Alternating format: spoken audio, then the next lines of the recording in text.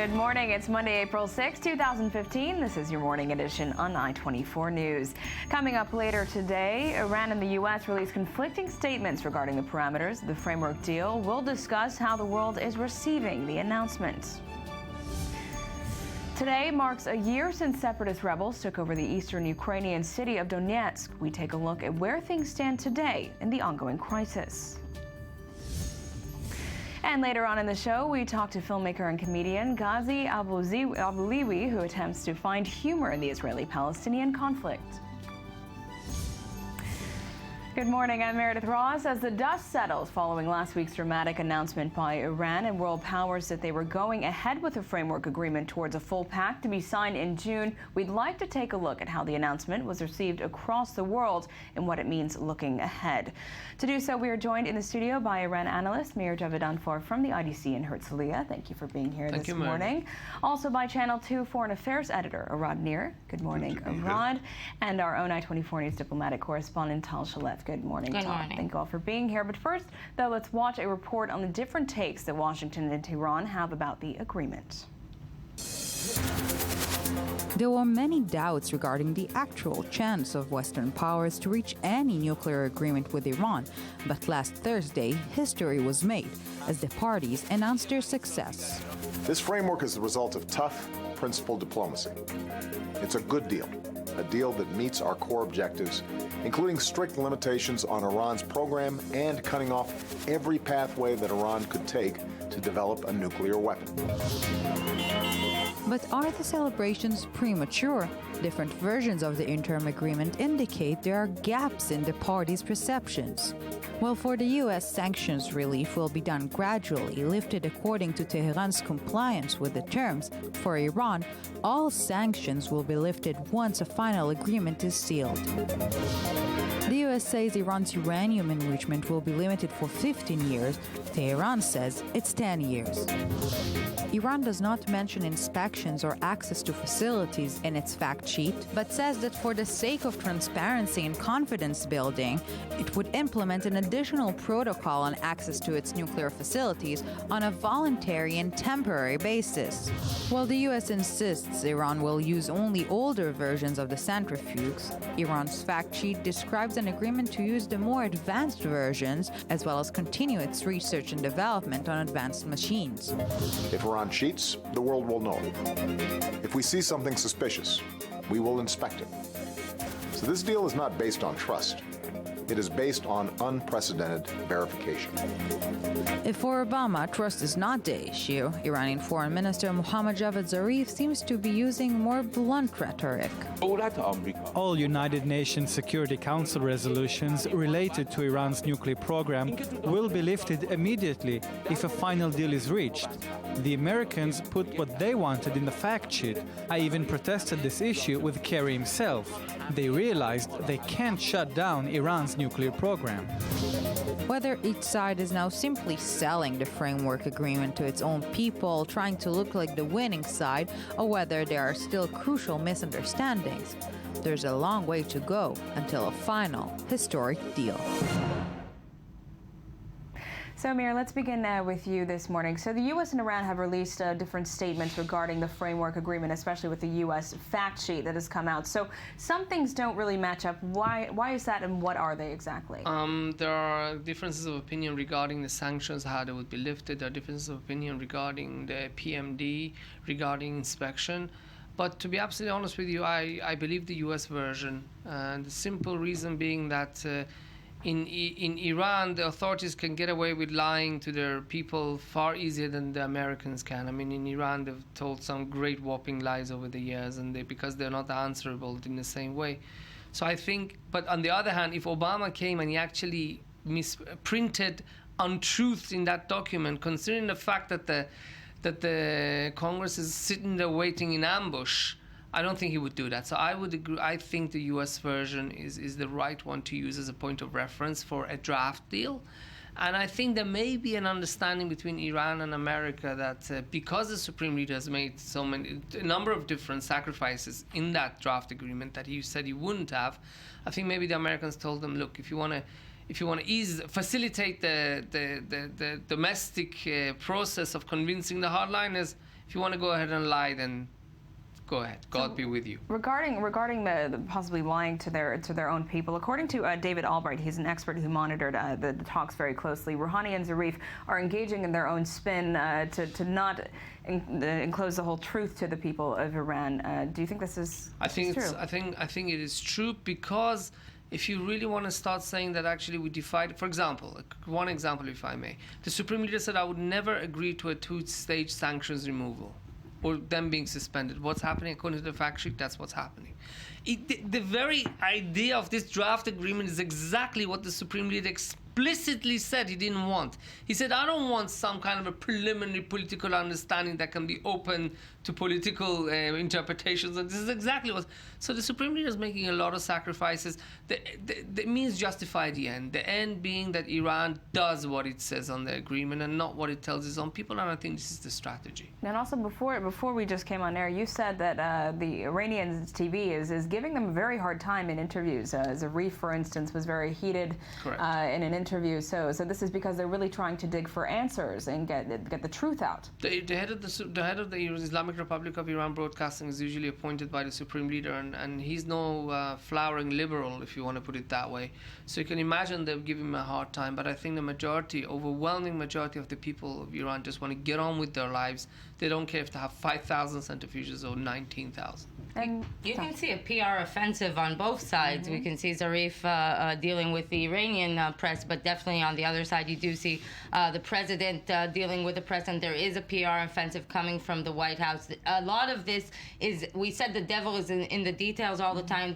We use this cliche, but the fact is the devil is how you sell the details to the public. And both of these, both sides have a political capital here at stake, and they have to do something about it. And they're selling this political capital. They're trying to maximize the political capital they can make out of this framework outline agreement. So what's we it tend like? to snub or undermine the Iranian public opinion usually, but they too have public opinion to convince. They too have various fractures in the society to convince. There are those who want a deal, whatever the case is, because they want to appease the sanctions, and there are those who make quite a benefit out of the sanctions, and they are not willing to give up the privileges that they were used to enjoy.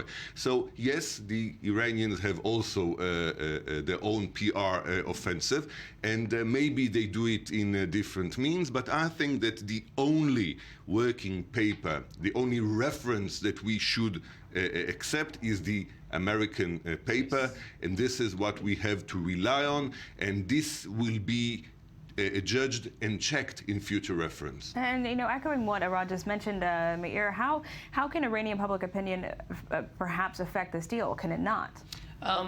It really depends. I mean, if the Supreme Leader goes around saying, actually, I'm going to go back on my own word, then that would create kind of a backlash among the hardliners. It would actually weaken his position, and it could actually intensify the fight between the moderates and the conservatives, which means that the details of the deal and the deal itself, which is more important, would get lost in a domestic fight. But if there are some things that they can fudge regarding, what the people of Iran think, in some of the conservatives, in order to get the deal, that's easier for them. What's more difficult is to go against what the Supreme Leader has said. And if I could just give one example of what Arad said regarding sanctions, there's a site called Asr Iran. It's run by the former allies of former Foreign Minister Manucher Motaki.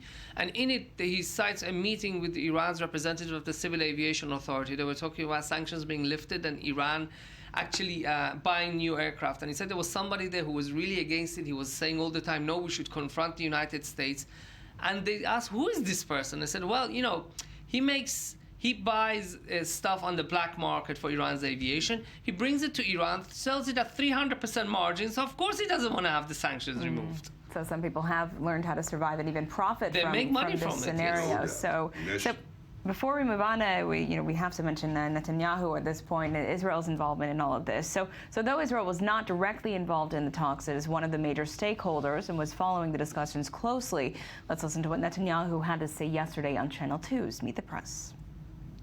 I'm not trying to kill any deal. I'm trying to kill a bad deal. And you say it's a historic decision, a historic deal. It could be a historically bad deal because it leaves the preeminent terrorist state of our time with a vast nuclear infrastructure. Remember, not one centrifuge is destroyed. Thousands of centrifuges will be left spinning uranium. Not a single facility, including underground facilities, nuclear facilities, is being shut down. This is a deal that leaves Iran with the capacity to produce the material for many, many nuclear bombs, and it does so by lifting the sanctions pretty much up front. And just to clarify, that was, of course, NBC's Meet the Press. So, Tal, what do we make of Netanyahu's statements? He really is staying consistent throughout this entire process. Well, of course, Netanyahu, there's no surprise that Netanyahu isn't satisfied with the deal. But as we hear President Obama and several administration officials say, it's hard to imagine a deal that Netanyahu would be satisfied with. And part of the thing is, part of the concept here is that throughout this whole course of negotiations, which actually launched September, October 2013, and up until now in the final stretch ahead of the June 30th deadline, Netanyahu has played the hardline position all the time, pressuring, and he will continue to play this position until the end. But Netanyahu, too, yesterday on this media blitz does 3 morning shows in the U.S., and Netanyahu, too, is launching his own offensive, and he's preparing for the next battle, which is the battle on Congress. Netanyahu now wants to mobilize public opinion and to have it on his side, thinking that this is a bad deal. But then a few hours later came the Obama interview to the New York Times. It was filmed before Netanyahu's media round yesterday, but I think it had it kind of took out the sting out of Netanyahu's statements and out of Netanyahu's positions on the Iranian deal. So we actually have a soundbite from that interview of Obama addressing the Israeli concern over the Iran deal. But what I can say to them is, number one, this is our best bet by far to make sure Iran doesn't get a nuclear weapon. And number two, what we will be doing even as we enter into this deal is sending a very clear message to the Iranians and to the entire region that if anybody messes with Israel, America will be there. And Obama was, of course, sitting with the New York Times' Thomas Friedman for that interview. Now, Rod, it's interesting to hear Obama's tone perhaps change a bit now that a framework deal has been agreed upon. Netanyahu has remained firm, but Obama is saying things such as during his, it will be a fundamental failure of his presidency if Israel is vulnerable because of this deal. I don't think that Obama is changing his tone. This was his tone all over. You know, he always says we have your backs, and there are others who accuse him otherwise. And the one thing that we should, I think, deeply regret is the fact that these two leaders that we've been just showing our audience, they don't talk to each other properly. You know, this deal can still be changed. Netanyahu can try and convince the American president to change the deal. But Prime Minister Netanyahu does not talk to the American president directly. He speaks above his head to the American public opinion. He speaks to the Congress, but he doesn't speak to the American president. And this is a strategic failure on the side of the Israeli prime minister. And now that the prime minister was re-elected with beautiful margin, he is definitely there. I think his first strategic task for the sake of himself and for the sake of this country, Israel, is to mend ties with the United States of America, to mend ties with the President of the United States of America. And if Prime Minister Netanyahu still sees his main target as influencing this bad deal, as he defines it, he better mend ties with President Obama, talk to him directly, and try to influence. This would be his best bet. I think that one of the things, it's clear that these two leaders have to start talking together and start to talking with each other and not over the media, but ASAP, definitely. But Obama had, it seemed like he had a difficult time understanding that Netanyahu won the last elections in such a landslide victory. After his elections, we saw very harsh statements. It seems like by this interview, by the way, one of the most emotional interviews Obama has given, on foreign policy and on Israel in his 6 years of term. But in this interview, it seems like he has come to terms with the fact that Netanyahu is has been reelected and that there should be a mend of ties. Obama actually does extend the hand of peace here. It is an extension of peace to the Israeli Prime Minister and to his next government, but he has a much closer test. Next week we have the UN Security Council resolution might be proposed by the French, and the question of the American veto, will it be on the table, will it not be on the table? Obama did imply that the U.S. will be supplying Israel with some kind of military aid or military package in order to embrace Israel, to make it feel protected, but I think that will be a much more closer test for the Israeli people to see and judge Obama's real intentions by this. As Thomas Friedman himself marks in his remarks to this interview, he actually noticed a newly defined Obama doctrine in this interview. It's not only Iran, it's Cuba, it's Burma. You know, Obama is trying to stamp his to put a stamp on his legacy, and this would be change sanctions, create dialogue. And if it won't work, there's always a backfold position. Right. But Obama is trying to change the U.S. attitude towards its former rivals to try and extend a hand of peace, not only to Netanyahu, but also to the traditional rivals of the United States, while he remembers that there's always a backfold position. You can always go back to square one, which is unwanted, but still possible. There's one thing I think that's not being seen in the current administration in Israel, is that sometimes your enemy is more scared of peace than war. And one of the things that really weakened the hands of the conservatives in Iran and even forced Khamenei to consider what Obama is doing is the fact that he actually reached out to the Iranians, he paid them respect. That made it so much more difficult for Khamenei to try to dismiss his offer of diplomacy and then afterwards to break up the sanctions, because every time he tried to drive a wedge between the Russians and the Chinese with the rest of the P5+1, he failed. One of the major reasons that the Chinese and the Russians gave is that, look, Obama is trying diplomacy with you, you're not the one who's responding. And that's a strategic asset, and it's a method that perhaps we should try to emulate in this region. Well, and thank you very much. Obama drawed it actually in his first inaugural speech after his first election. Well, this is all the time we have, unfortunately, but thank you all for being here, Talmir and Rod, and you stay put just for one more segment and coming up. And we remain in the region where the weekend saw some major developments unfold in the various ongoing Middle East conflicts, from the takeover of the Yarmouk Palestinian refugee camp in Syria by the Islamic State to the wide-scale destruction left behind after the Iraqi military's takeover at Tikrit, to hopes of a ceasefire in Yemen. To help us make sense of it all, we are joined again by Channel 2 Foreign Affairs editor Rod Neer. Thank you for staying with us. But first we delve into it. Let's watch the following report on the latest developments in Yemen. In the 11th day of the Saudi-led campaign against Houthi fighters in Yemen, rebel forces are gaining ground in the southern city of Aden. But just a day earlier, Saudi officials announced the city is mainly under the control of the pro-government fighters and airdropped weapons and ammunition to the pro-government fighters battling the Houthis. Aden as a city is under control of the committees. The militias and their allied, they're still in some of part of the city. As fighting continues, Russia and the Red Cross appeal to the UN for a humanitarian pause in Yemen to allow aid in and the evacuation of civilians. The UN reports at least 500 people have died in Yemen over the last 2 weeks, while residents report parts of Aden have been left without electricity and running water. The Russian delegation circulated a draft resolution to the council members regarding humanitarian pauses in Yemen. The council members need time to reflect on the Russian proposal. Amid the deepening escalation, France evacuated 44 citizens from the country, along with hundreds of other foreigners who already fled Yemen last week. A senior member of the Houthi told Reuters that they are ready to sit down for peace talks as long as the Saudi-led campaign is halted and the negotiations are overseen by non-aggressive parties. That, however, may not be likely. And also joining us now on the phone is Israel Public Radio Arab Affairs correspondent Iran Singer. Good morning, Iran. Hi, good morning. So what is the situation right now in Sana'a?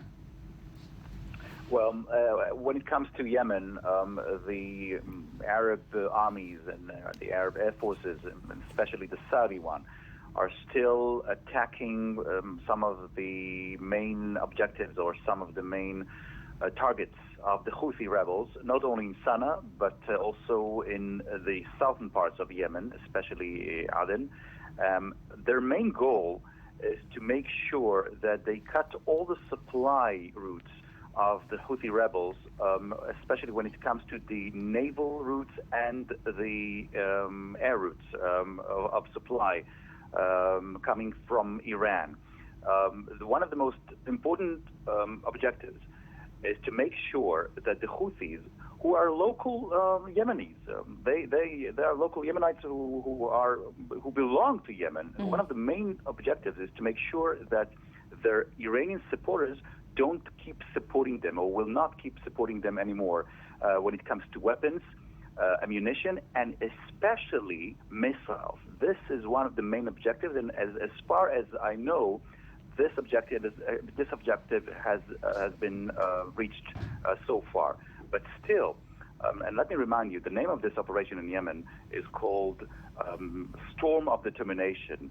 And when we see what the Houthi rebels are doing, they also seem to be very determined when it comes to fighting the Yemenite forces who are loyal to President Hadi. In other words, this operation is going to be a long one. We don't see any sign of the Houthi rebels giving up so far. I see. And, you know, how successful have these Saudi-led coalition airstrikes been? Because as we understand, just over the weekend, they started to influence the movements of the Houthi rebels. Well, it was pretty successful in the beginning, but over the last 2 or 3 days, the reports have been saying that the rebels still occupy large parts of the south part of Yemen. This is a major problem not only for Yemen. This is a problem for Saudi Arabia. This is a problem for Egypt. And this is why we see so many Arab forces participating in this operation.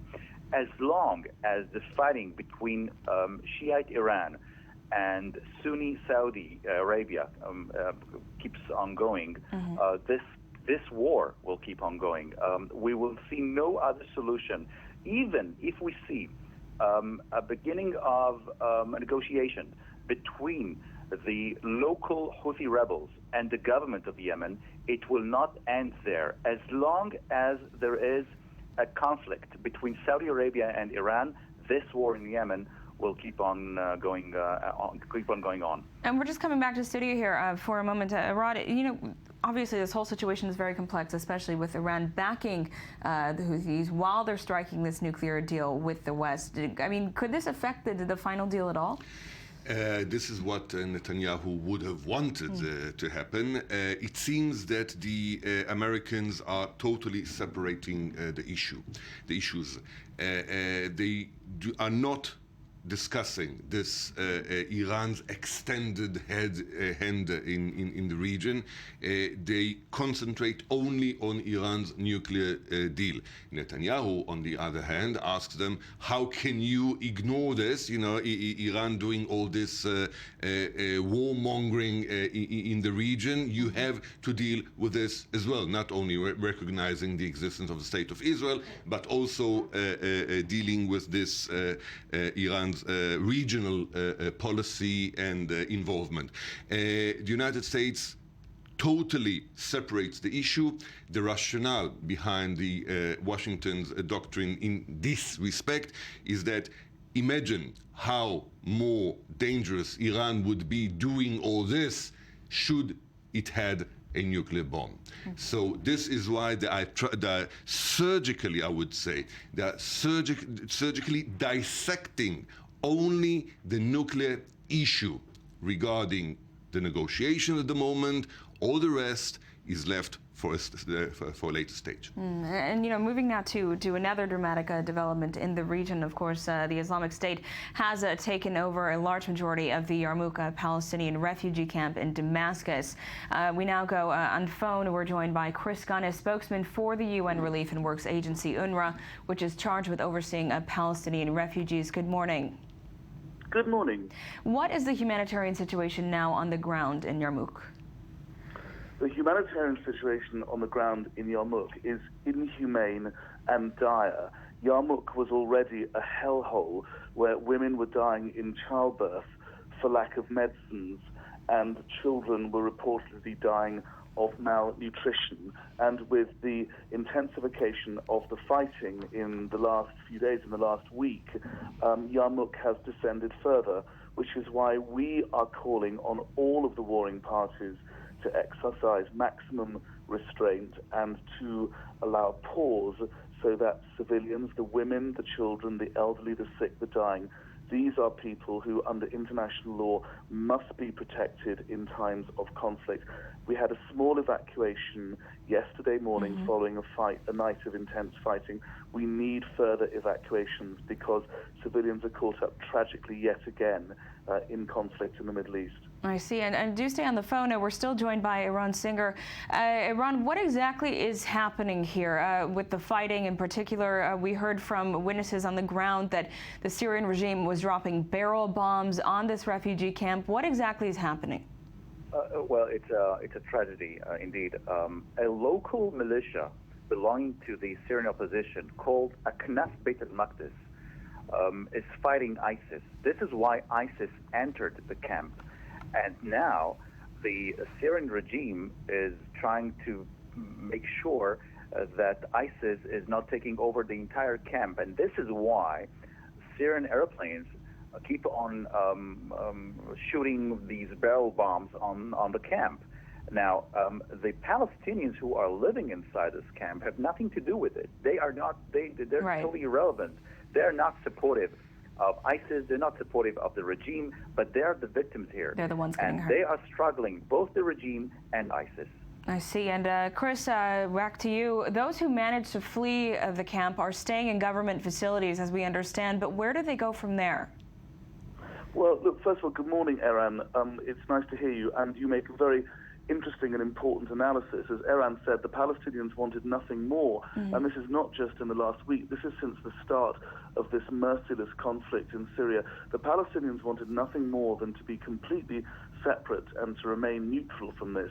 And they were dragged into this conflict when, about 2 years ago, armed groups moved into the camp.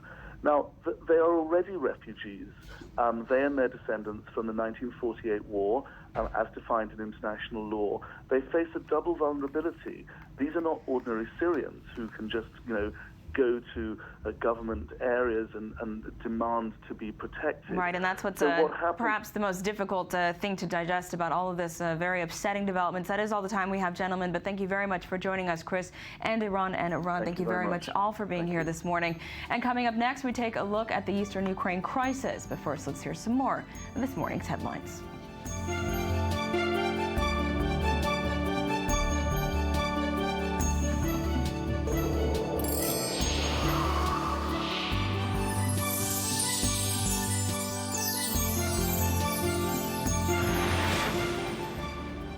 Welcome back to the Morning Edition. Let's say hello and good morning to I-24 News editor Sefi Efrati, who joins us to discuss the news you missed while scanning the headlines. Good morning, Sefi. Good morning. So what's the news they missed while scanning the headlines?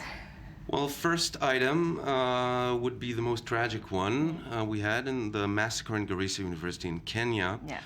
It now surfaced that one of the perpetrators of this attack was the son of a high-ranking state servant. Apparently he went missing, apparently went to Somalia where he was radicalized, became further Islamist, more Islamist than he apparently was before. He was a moderate Muslim. This is now looked into. Moving on, the South Korea ferry, you may remember just a few days less than a year ago, 250 school kids were among the 300 people who drowned to death. The trial is ongoing, but more than 600 people, including the parents of the school kids, marched throughout Seoul for 2 days now, demanding severe punishment, demanding justice. We are still following up on the story. Yeah, we'll see what remains for the captain, for the crew. But that was a really, really tragic story. But, also joining us now, I just want to introduce you, Paula. You're sitting here. Just if you might chime in, Russia Today's Middle East Bureau Chief here in studio. So thank you very much for being with us. So do feel free to chime in. But yes, that was a very, very tragic story. So we've begun with some tragedies. Does it get any better, Safi? Do we have any other headlines? Well, no, it does not. No, we continue with the tragedy. The German wings Alpine plane crash. Well, it appears now, it surfaced on The Guardian, that the EU had previously issues with the carrier with German wings and warned specifically over crew health. This might be what we may call in Hebrew, kastach. I do not know the phrase. And how would that translate? I don't know, but this surfaced... Covering your... This surfaces...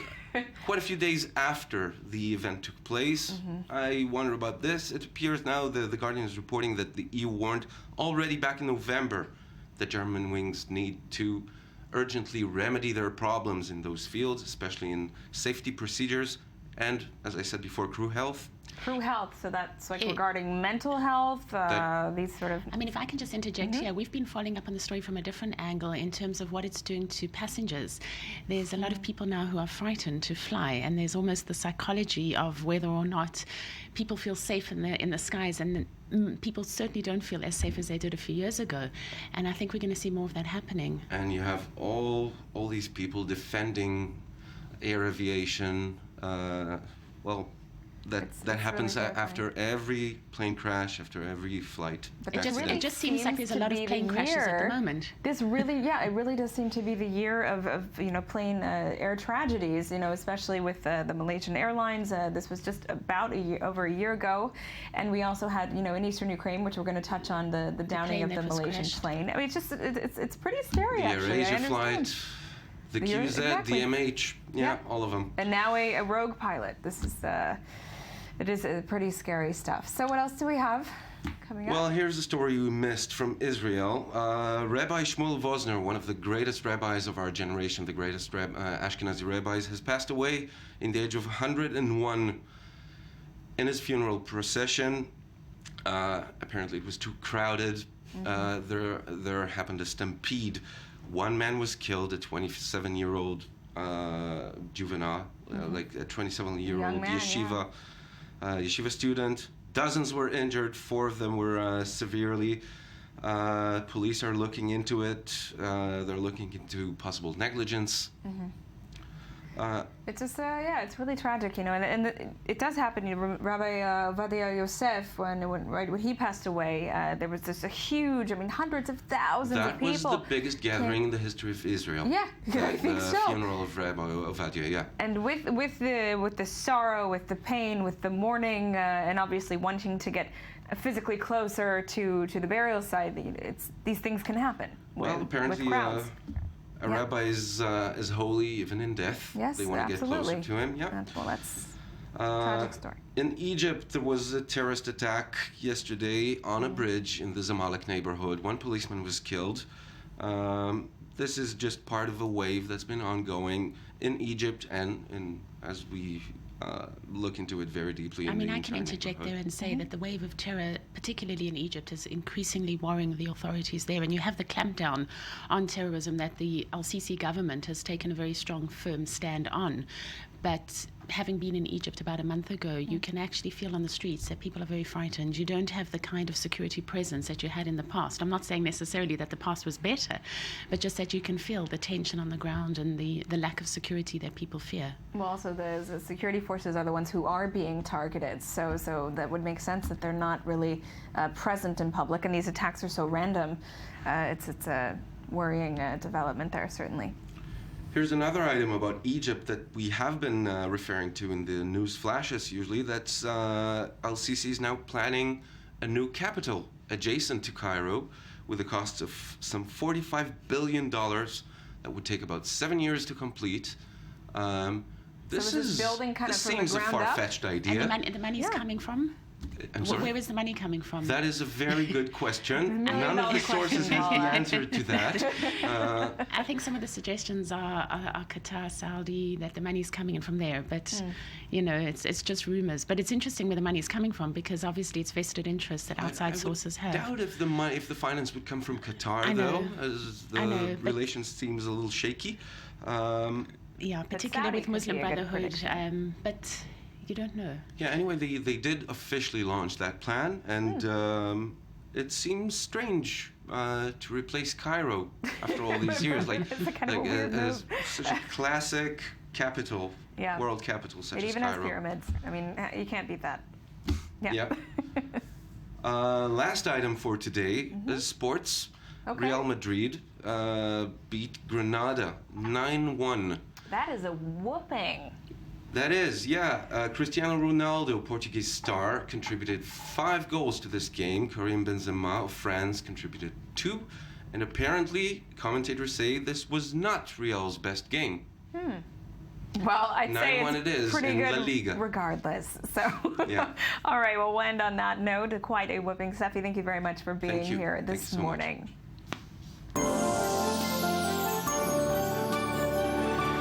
Moving on to our next topic. A year ago today, pro-Russian rebels took over government buildings in the eastern Ukrainian city of Donetsk, beginning an armed conflict pitting separatist militants against the Kiev government. In the ensuing months, more than 6,000 people were killed, and life for local residents has turned into a prolonged nightmare.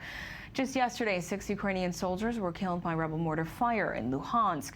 The conflict has also expanded the rift between Russia and the West, the latter placing harsh economic sanctions on Moscow in an effort to stop it from supporting the rebels. To help us understand where this conflict finds us a year in, we are joined in the studio by Russia Today Middle East Bureau Chief Paula Slier. Thank you very much for being here, Paula. Thank you for having me. Staying with us after this press review. But first, let's watch a report recapping the events of the last 12 months. Early April 2014. Pro-Russians seized government buildings in several cities across eastern Ukraine and within days proclaimed the People's Republic of Donetsk and Lugansk. The rebels have been spurred on by Russia's annexation of Crimea, and they're refusing to recognise the pro-Western government in Kiev, which came to power after protests led to the fall of Kremlin-backed leader Viktor Yanukovych. 1 month on, and in the Black Sea city of Odessa, 40 people are killed in clashes between pro-Ukrainians and separatist supporters, most when a rebel-occupied building goes up in flames. Both sides blame each other, with Ukrainian authorities claiming Russian involvement. What happened in Odessa formed part of Russia's plan to destroy Ukraine. The destruction of the country and its division is Russia's objective. Уничтожение страны и раскол страны. Это российский план. In mid-May, pro-Russian separatists in Donetsk and Lugansk hold self-declared independence referendums and hail an overwhelming yes vote. Fierce fighting sees the separatists continue to gain ground, but Ukrainian forces managed to resume control of the rebel stronghold Slavyansk. On the 17th of July, Malaysia Airlines flight MH17 from Amsterdam is shot down in rebel-held territory, killing 298 people. Again, Kiev and separatists blame each other. Europe and the US impose sanctions against Moscow as relationships plunge to their worst since the Cold War. In late August, a rebel offensive turns the tide on the government, with hundreds of Ukrainian soldiers killed. Kiev accuses Moscow of sending Russian troops to spearhead the territorial gains. Angry residents who've been able to flee the east find themselves in the midst of a humanitarian crisis. We no longer live in our home. Our house was hit by a Grad rocket. It's very difficult, but I'm happy because everyone is alive and my family is healthy. A ceasefire is reached in September under the Minsk agreements, but at best it's shaky and then it falls apart. A new agreement is reached in February, but this doesn't prevent the separatists seizing the strategic town of Debaltsev. Since then, the front line has remained frozen, and the conflict has killed more than 6,000 people. So, Paula, what's the situation on the ground now in East Ukraine, specifically Luhansk and Donetsk? Well, as you mentioned earlier, today is exactly a year since you had the pro-Russian fighters take over government buildings in the east in Lugansk, Donetsk, Kharkov. Later in the month, the Ukrainian government started what it called an anti-terrorist operation. At the moment, there is a ceasefire in place, but as is always the situation with ceasefires, both sides accuse the other of breaking it. There are skirmishes, and as we heard, there's always soldiers skirmishes. were killed yesterday. Correct. One of the focal points is the airport in Donetsk. There's a lot of fighting there. I've been in Ukraine during previous ceasefires, and I can tell you that it's always very hard when the leaders make decisions that there's a ceasefire for that to actually penetrate down to the fighters on the ground who might still be very angry with the situation and wanting to perpetuate it. Right. The official figures are quite alarming. As you heard in the report, some 6,000 people who've been killed. Unofficial figures put the numbers much higher.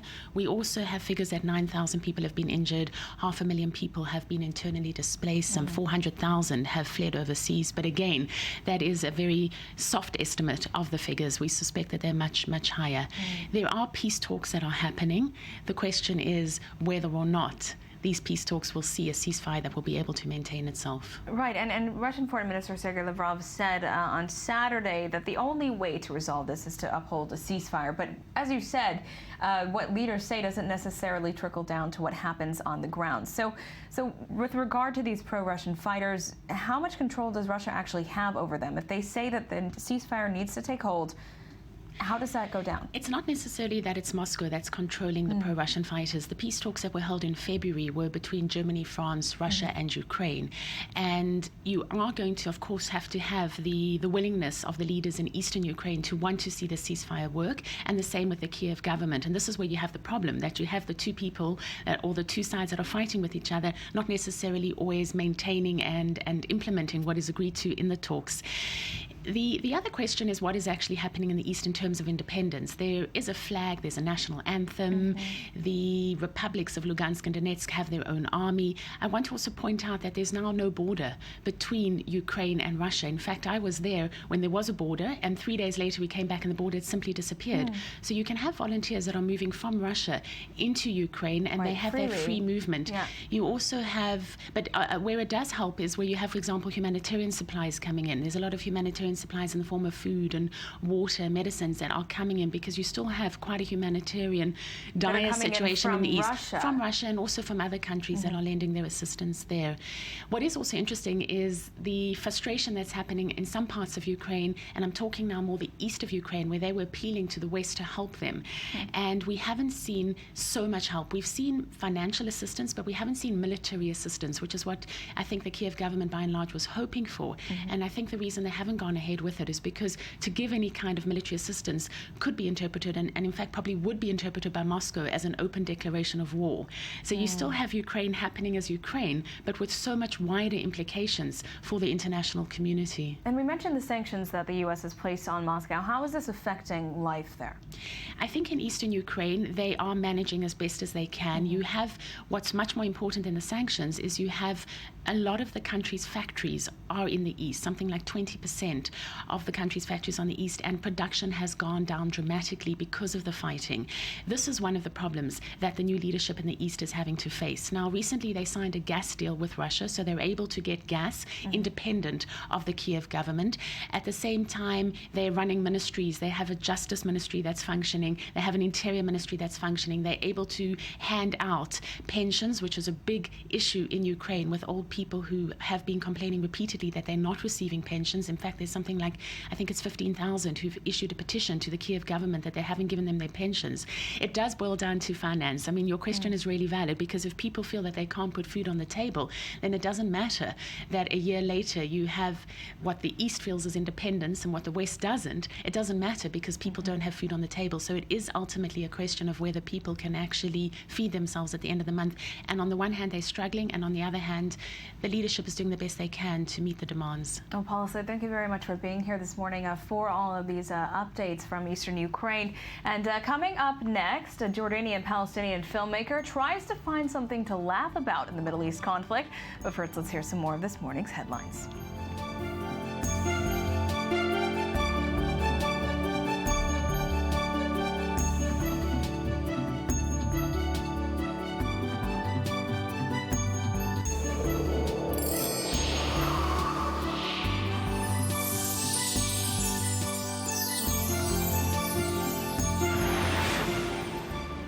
welcome back. It's still Monday, April 6th, 2015. This is the morning edition on I-24 News. I am still Meredith Ross, and thank you for staying with us. Now, dubbed by some as the Palestinian Woody Allen, Jordanian-born filmmaker and comedian Ghazi Abaloui's movies take a unique look at the Israeli-Palestinian conflict, attempting to find humor in an issue taken extremely seriously in these parts.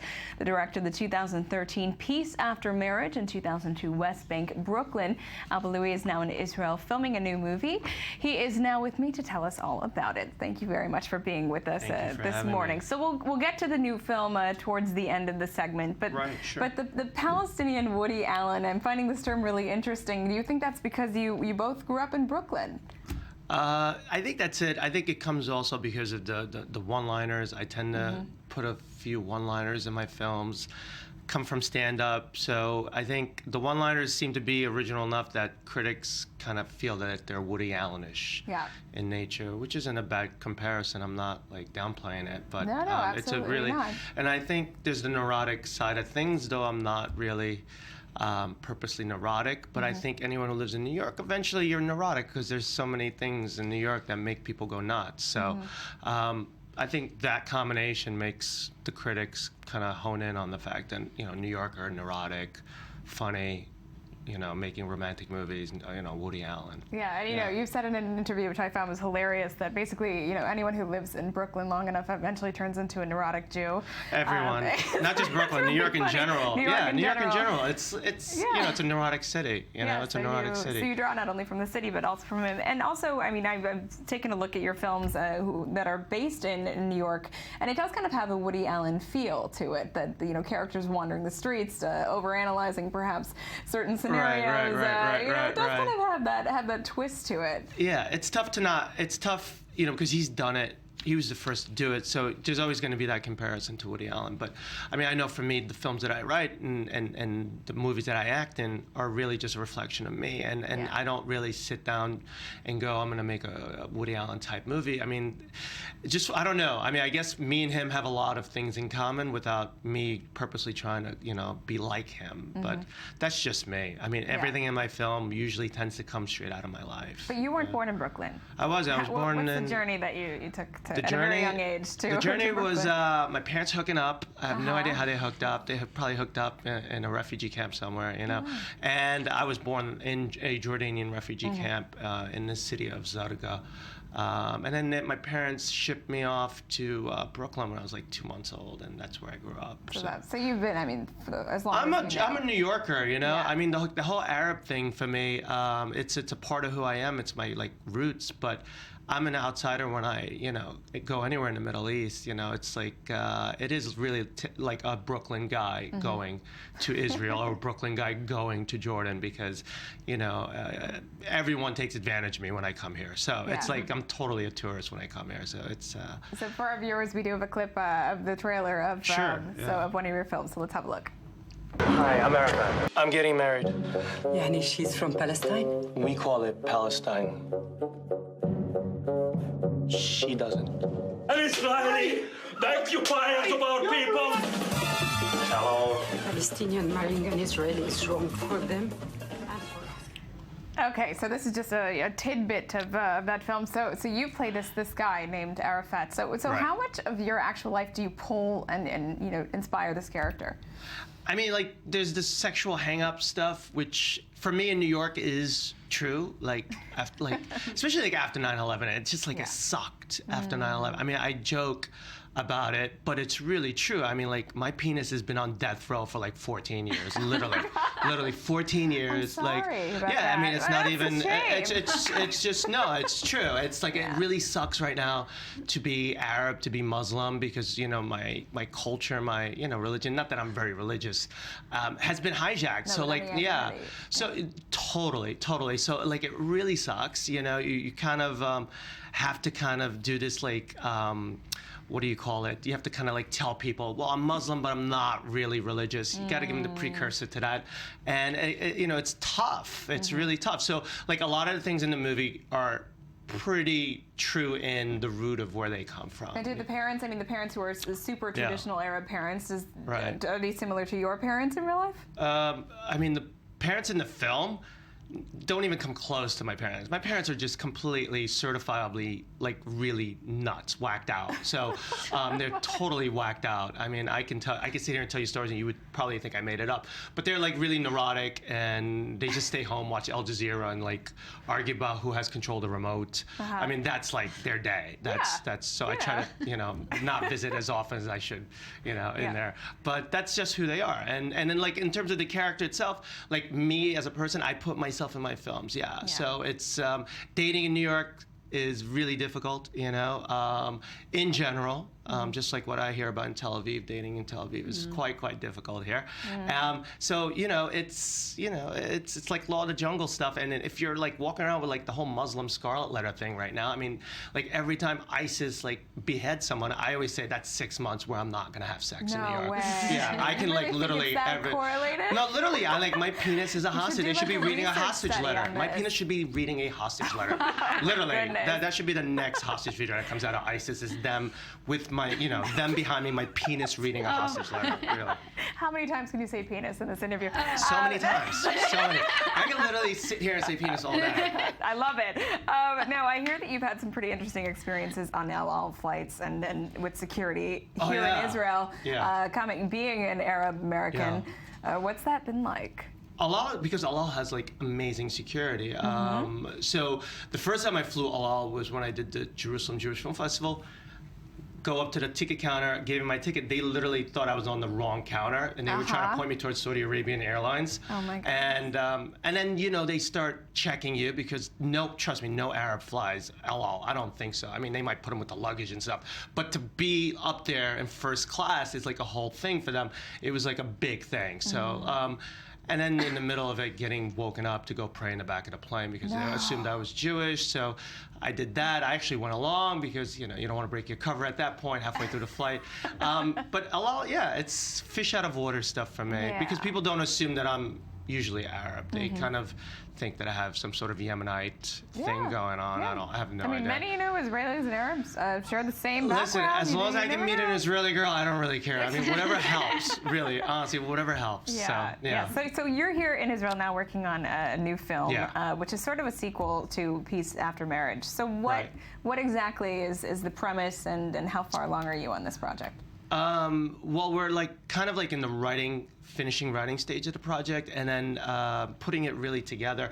I'm kind of been exploring Jerusalem because the film takes place in Jerusalem, and I'll be filming in Jerusalem, and it's really just about. It's something that happened to me. My dad had cancer, and I thought he was dying, and his dying wish to me was for me to go back home and get married for him, and I did it for him because I thought the guy was dying, and I ended up in Tulkarm. Make a long story short, got into an arranged marriage. Within 2 days, I broke it off. Her family wasn't so happy. I had to kind of run out of there. Very sensitive. So so the brother ended up wanting to kill me, and I ran out. And so I had this fatwa over there. So I can't actually go back there. So that's kind of part of the movie. We talk about putting myself in the film. That's So crazy parents talk me into getting married for them. So I did that. So that's part of the film. And then the other part is just really exploring what it feels like to be here as an Arab, and then, not really as an Arab, but as a New Yorker, really. So I think having that in a mix, and then religion is a big part of the next film. And it's just a crazier film. I just think it's just really crazy. It's a whacked out. It's can you get way crazier more. with meth, with it's just sex dolls and what have you? I can get crazier. I'll get crazier, trust me. I mean, this place is so crazy, the Middle East. Sacha Baron Cohen is nothing on you now. He's actually a genius, but this is just such a crazy region, and so I think anything that comes out of here that's nuts, I don't think people would question too much. And your films have been featured at film festivals in Abu Dhabi, for instance, in Jerusalem. How were your films received in Arab countries and in Israel? The Arabs will laugh at my films, but they will not acknowledge laughing at my films. So I think Abu Dhabi, it really did well with the audience. It's just the press. I mean, I was boycotted by the press because they thought I was advocating assimilation between the Arabs and the Jews. I mean, it's it's still a very sensitive subject. So me, as a New Yorker, telling these stories and then trying to bring them here doesn't usually go so smoothly. Especially with Arabs, which I always tell people I understand why Arabs kind of don't like what I'm doing, and running around saying shalom, having sex with Israeli girls is not politically correct right now. So, well, I think that's the perfect note to end on. Gazi, thank you very much for being here, and good luck on that new film. Thank you. Well, I don't know how we can follow that act, but let's say hello and good morning to I-24 News correspondent Tal Heinrich, who's here to bring us the web review. I heard you giggling through all of that. How can you not? I cannot top hysterical. this. I'm just saying, I was sitting here, the story is so interesting, and what else can I bring? I'm just saying, thanks God, ISIS can't control my dating frequencies. Yes, well, until now, we never know when it might just happen. Anyway, let's go to the spiral viral web review. We talked about unsuccessful weddings. Let's talk about a very successful one, which happened with 3 twins, Brazilian twins. Triplets, identical ones we need to mention. So they got married all together. Look at this, but look at the same style. This is pretty ridiculous, I'm seeing triple. This is crazy. Wow. Think about their father, think about the groom. I was thinking about the guest, actually. Once you get an invitation to such a wedding, for such a wedding, you have to bring a 3 fat check. Yeah, or a gift. 3 gifts. I don't know. I mean, in Israel they gave checks, but I don't know what they do in Brazil. I don't know. In the US, you give your KitchenAid, wine glasses, registry. So I don't know. It costs the same, but it's still you have to have a certain budget in order to afford this. By the way, they had 18 bridesmaids. Each using the chosen color of the bride they were representing, for sure. So and this was actually the parents' idea to make such a wedding, and they had the intentions. Honestly? Like, how can you time that? Wait, they have boyfriends and then they suddenly become fiancés? They're all 29, by the way. Okay. Which is a fine age to get married. Maybe they waited for each other, because if they wanted to do it. It was the parents' idea to hold such a wedding, and the interesting part is that they had the intention to look different, but they all ended up looking just the same, they are right? Triplets after all. Exactly. No, I mean the hair, makeup, the dress, it's pretty ridiculous. You could have done something else. Now, moving on. Okay. Did you know that April 4th is the International Pillow Fight Day? Really? It took place, it's in more than 100 cities across the world, also in New York. I don't know if you participated or maybe you were here. What was that? April 4th. Pillow Fight Day. Yeah, I'm not a violent guy. I mean, as a Muslim in New York, I should not be doing any kind of violent acts, even including a pillow. pillows. A Muslim with a pillow. Come on. They'll still ship me to Guantanamo for a pillow. Exactly. Oh, goodness. So this event attracts tens of thousands of people in more than 100 cities, according to PillowFightDay.com. There's a website called. It's like there's a day for everything now, And it happened in Toronto, in London, New York, in Hong Kong, in Bucharest. I think, this one is in Bucharest, the one we were watching before. Well, and they also, the nice part is that they encourage people to bring, it has to be a soft pillow, by the way. You can't bring like a hard one. There are rules to it. You can't just play it. Do they have like pillow inspections? I don't know, but you can give it for donation once you're done fighting with the pillow, which is nice. Now, this is our next story comes from Rafah, a Palestinian story. It's about a Palestinian baby lion, a cub, who was a football fan. And yes, he was brought to a stadium. It was a match between Shabab Rafah and their rivals El Sadaka in the Palestinian League. So one fan, he's a 44-year-old father from Rafah in the south of the Gaza Strip. He brought this baby cub. He actually bought 2 of these for his family. He has 6 kids, by the way. Wow. And that's a lot. So he was born, I think, I'm not sure what's its age now, but when he was 2 weeks old, this cub and the... we reported this story. I remember this story. There were 2 cubs. Cubs, and the zoo had to sell them because they couldn't afford, keeping the rest of the animals. Feeding them, it costs much. So they adopted these 2 cubs into their family, and they live with them in their home. And one is a football fan now. So the zoo owner said that because of the amount of animals, the bad economical situation, lack of leisure activities, and that you don't have enough food or money. So this situation would make you sell anything you you have in order to save the rest of the animals. So this father named El Jamal, he took these cubs, and he says that they're living inside the house, by the way, just like the children, integral part of the family. Yeah. They eat and drink inside the room, and they have a bed that they both sleep on. They also my play only football. question is, I mean, it's wonderful and they're cute, but what happens when they get a little He bigger? has an answer for this. Let me give you the quote. He said, in 1 month, they will start being kept in a cage for our own safety. Okay, well, those cages, I think, are going to get pretty big. Yes, Hopefully. I mean, It'll be interesting. But these, I think they've become kind of local celebrities at this point, so it'll be interesting to see how they fare as these cubs grow. We do not, but thank you very much, Tal, for this web review. And Ghazi, of course, thank you very much for being here again. Coming up next, we have a look at the latest in tech news. But first, let's hear some more of this morning's headlines.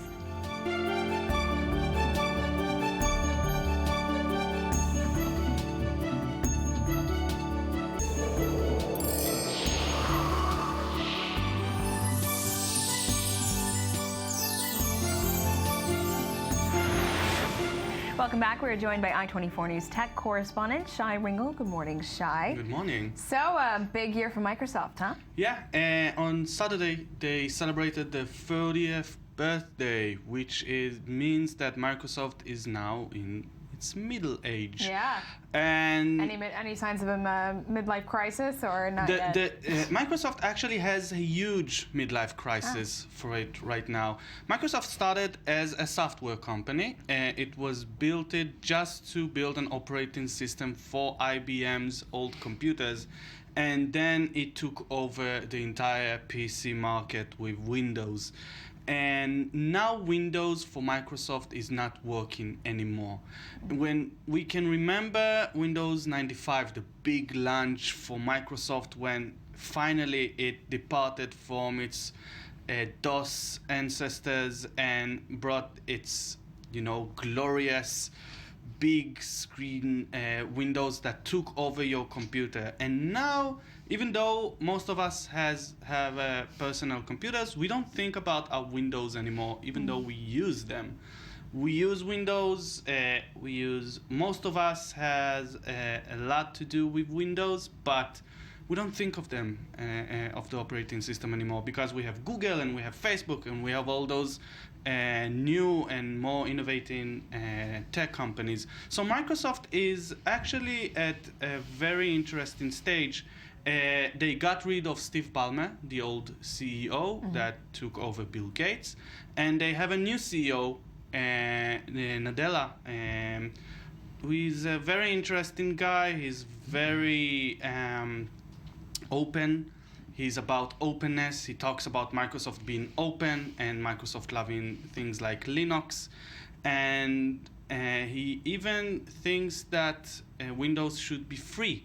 And Windows 10 is going to be a free upgrade, which is something that is kind of strange when you think about the old Microsoft pushing their product and having you pay a lot of money for license. It was a lot of money. Yeah, it was a lot of money.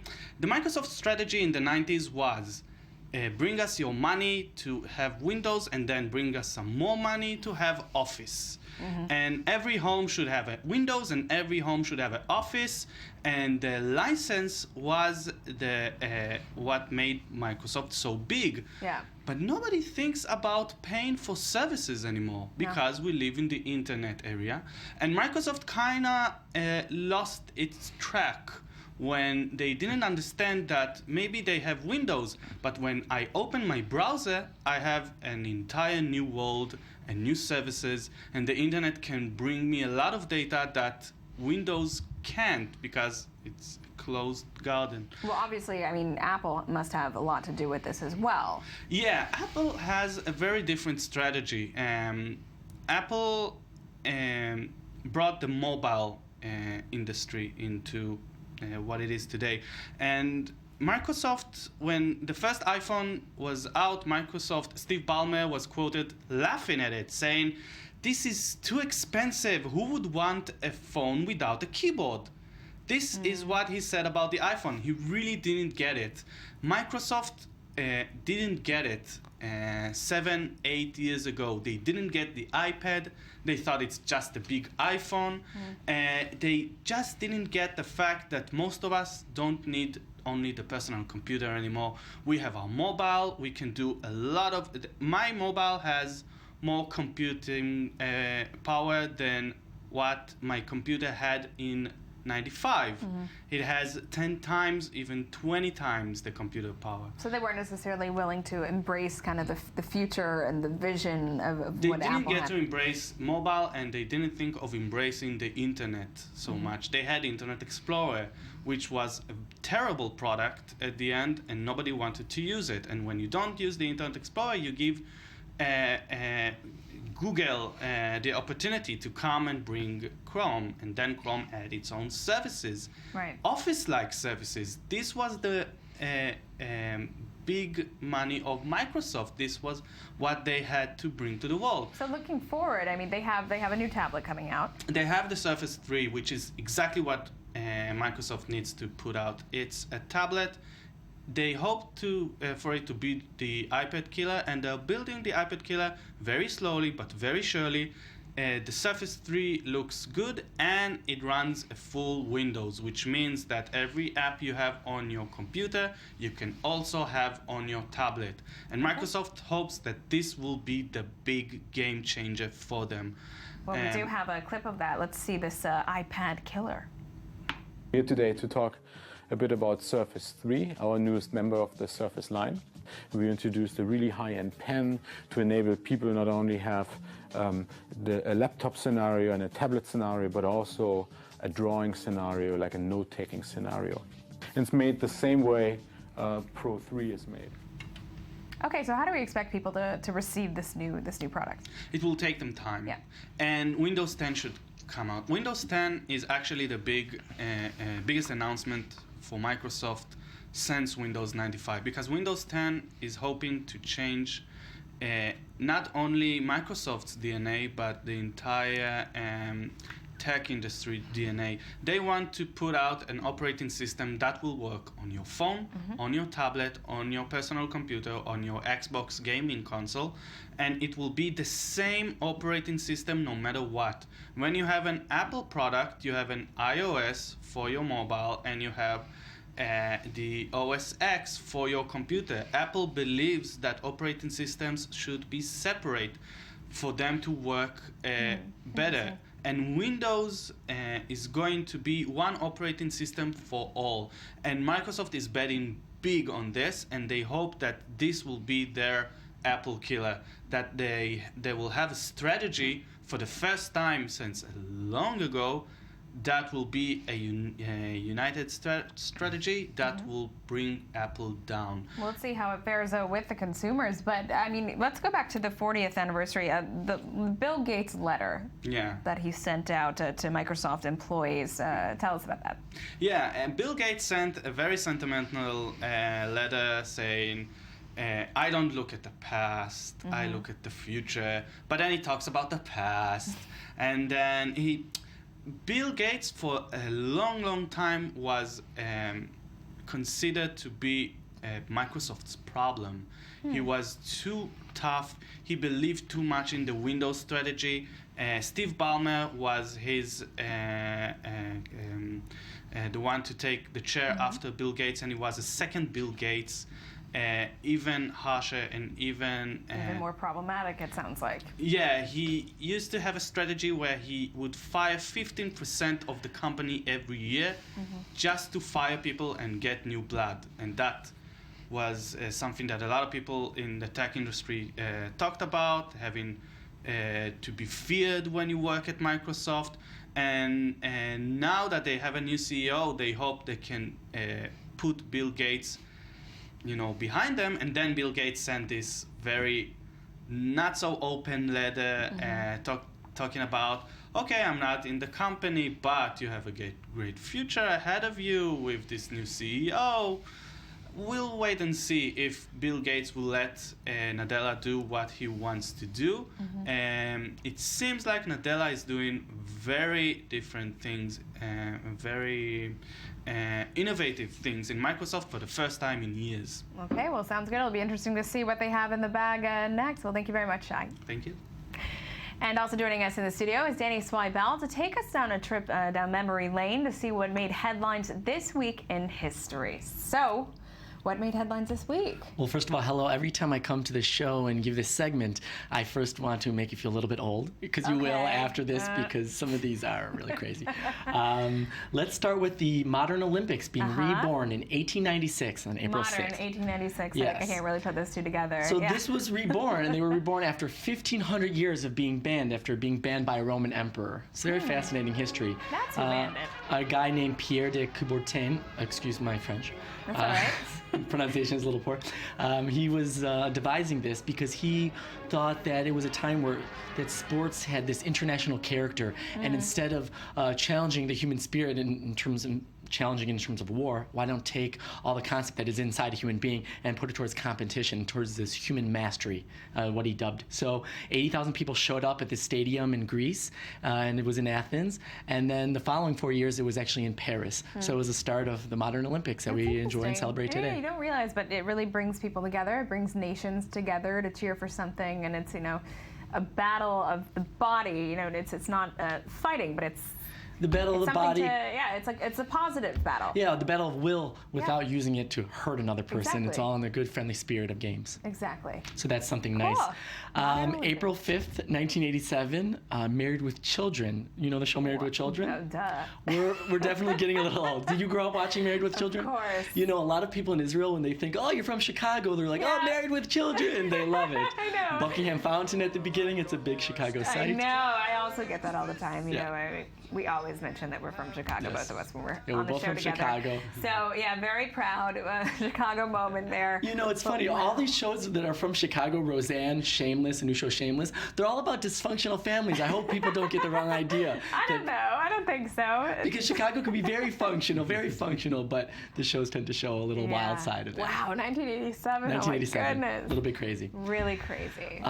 This one in particular really got me. 21 years ago, actually yesterday, Kurt Cobain, lead singer of Nirvana, guitarist, actually committed suicide.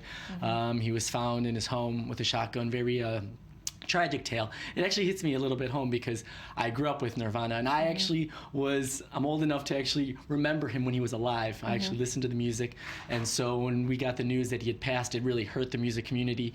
He started a generation of that music. He was dubbed one of the heads of Generation X. And for about 21 years, his family, Courtney Love, his wife, and some of his band members have been fighting over his legacy.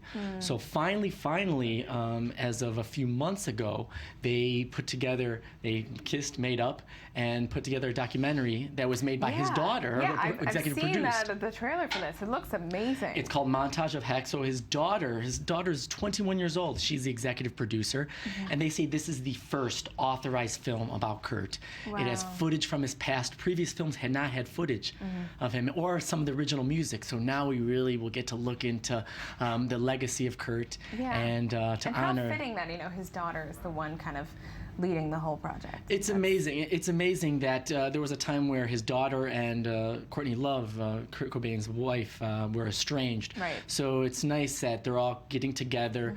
They're honoring their dad, their family member, and the band members are also as well. And it's a good honor. 21 years later, it took a little time, but finally they're all back and they're going to honor him properly, I feel. Should be great to see that film. Nice. So what else happened this week? Continuing on in terms of music dysfunction, April 10th, later in this week, 1970, the Beatles broke up. This is a rough week for music. Rough week for music. Are you a big Beatles fan? A huge. They were actually my, maybe you were listening to 90s rock. I was listening to the Beatles since, I could put a CD into a machine. This is like what I was listening to. Definitely. Huge Beatles fan. And the thing is, people will chatter about this forever. What was the real cause of this breakup?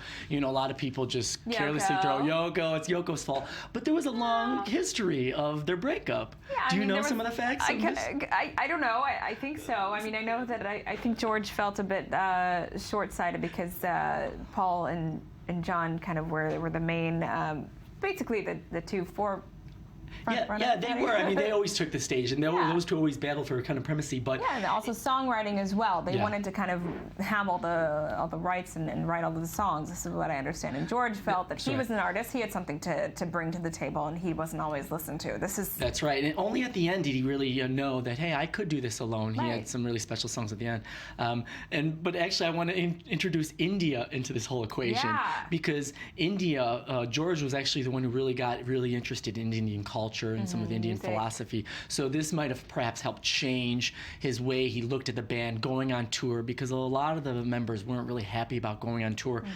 Even though they broke up in 1970, August of 1996 was the last time they officially had a concert together. So it was a year of years of them going downhill. Their manager, Brian Epstein, passed away, which was really when the band knew that they were finished. It sent them into different directions. The hiring of new band managers was kind of ripping the band apart because some sided with certain Beatles over the others. I think it's sort of a normal life cycle of bands. I mean, if you're together for years and decades, I mean, things are bound to happen. They had done so much together. Yeah, I mean. And then they had amazing solo careers after that. So that's right. One last one. We have some time for it. I don't know if you grew up reading The Great Gatsby. Yes, of April course. 10th, 1925. This was a must-read for a lot of people, especially in the U.S., about the crushing of the American dream. It goes through the story of Jay Gatsby, Nick Carraway, Daisy Buchanan. They had these dreams. It actually was the metaphor of Great Gatsby, Jay Gatsby's love for Daisy. And even though it was a bit unfounded because she didn't really return the love, and it kind of paralleled that to the American dream of you're fighting for this certain dream that people didn't live up to, and they didn't live up to the good story to get there. And so this book, reading it all those years ago, really still stays with me, and the themes still come out, I feel, on a daily basis. Yeah, wow, amazing. Well, Danny, thank you very much for being here for Thanks this for having week in history. And that's it for the show today. Thank you for watching. You can follow us on Twitter and Facebook and watch past episodes on i24news.tv. We'll be with you again tomorrow for the show you simply must start your day with. Have a great day.